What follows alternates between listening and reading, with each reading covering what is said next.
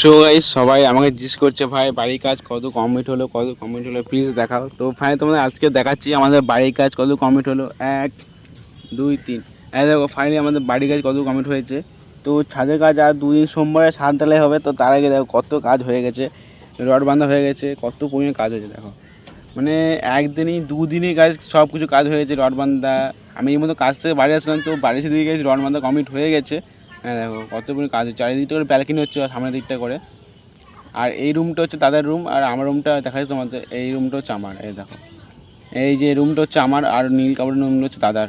তো আমার রুমটা সেই লেভেলে করতে চলেছি। তো তোমরা দেখতে থাকবে, তোমরা আরও ভালো, আরও সাপোর্ট করো, আরও ভালোবাসা দাও, তো আরও সুন্দর করবো আমি রুমটা। তো তার আগে হ্যাঁ কত সুন্দর লাগছে তো এর মা রুমটা, এই দেখো এই যে মা রুমটা, আর এটা হচ্ছে ব্যালকনি, আর এই দেখো রাস্তা কত সুন্দর। দেখো সিঁড়িটা এখনো হয়নি, সিঁড়িটা 2 থেকে 3 দিন সময় লাগবে সিঁড়িটা।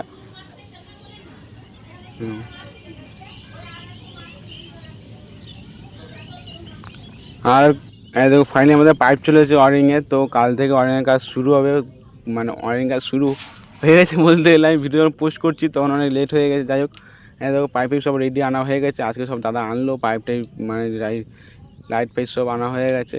লাইট মানে সরি বলতে এই ফ্যানের যে রিংগুলো আছে, লাইটের রিংগুলো সব আনা কমপ্লিট হয়ে গেছে। যাই হোক ভিডিও রেডি ছিল।